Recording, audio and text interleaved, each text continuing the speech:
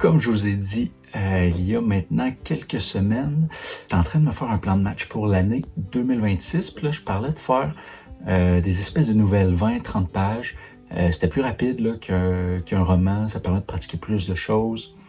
C'est plus flexible aussi vu que là, j'attends un enfant pour l'année 2026. Fait que ça avait plein d'avantages. Mais j'ai réfléchi de nouveau, puis c'est pas encore si bon que ça, dans le sens où ça reste encore 20 ou 30 pages. C'est pas si flexible que ça. Ça me permet pas de pratiquer si souvent. Ça fait en sorte que je reste quand même longtemps sur un même élément. Puis il faut que je sois vraiment réaliste, là. Tu sais, je me souviens là, avec le premier bébé, tu sais, c'est lui qui contrôle le temps. Là. Fait que ça me prend vraiment quelque chose d'ultra flexible. Fait que là, je me suis mis à y réfléchir davantage, parce que c'est une bonne première étape, mais il y avait peut-être un format encore plus rapide qui allait se prêter mieux à ce nouveau contexte. Donc, j'ai regardé un peu sur Internet, puis je me suis rendu compte que, j'étais déjà tombé dessus, là, il me semble, mais ça ne m'était pas resté en tête. Ça avait l'air, plus ou moins réaliste, là, mais grosso modo, il existe ce qu'ils appellent des flash stories. Puis je trouvais ça vraiment intéressant en creusant un peu plus, là, puis en essayant de m'imaginer quel type d'histoire qui pourrait fonctionner avec ce format-là. Puis grosso modo, c'est des histoires d'1 à 2 pages. Ça paraît un peu bizarre comme ça, dans le sens qu'on est habitué de lire des romans, puis des trucs qui sont quand même beaucoup plus longs, qui donnent le temps d'entrer.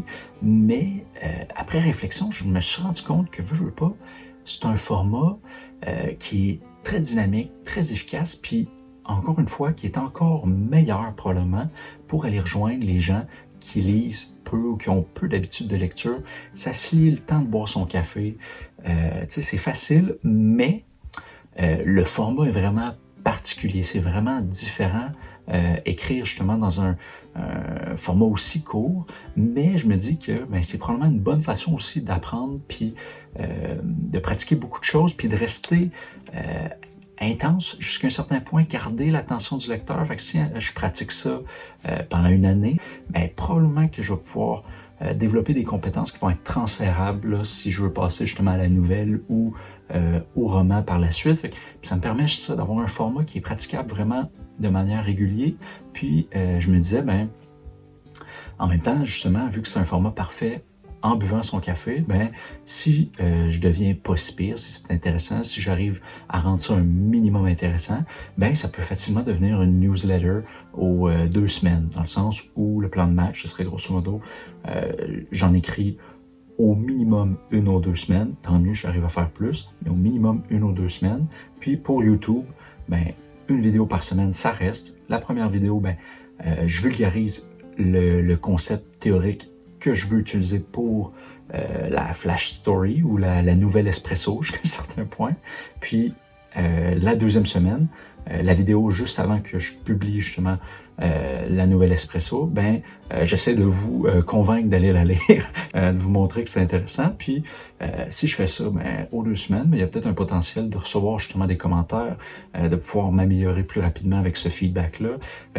En tout cas, je trouvais que c'était vraiment plus porteur puis plus flexible quand ton temps t'appartient plus, puis que tu sais que tu vas en avoir quand même un petit peu, mais tu sais pas quand.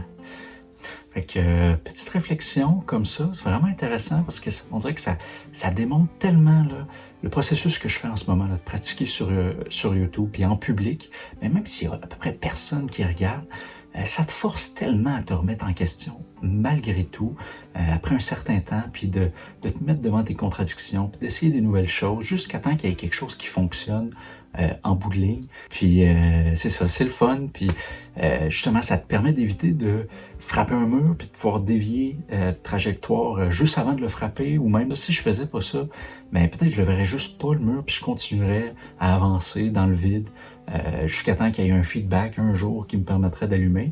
Mais là, au moins, je suis toujours en réflexion puis en essai-erreur. Fait que vraiment intéressant. Fait que tout ça pour dire que faut pratiquer en public, c'est vraiment important, même s'il y a personne qui regarde. Puis voilà. Fait que encore une fois, merci d'avoir été là cette semaine. Vive les projets, puis à la semaine prochaine. Ciao!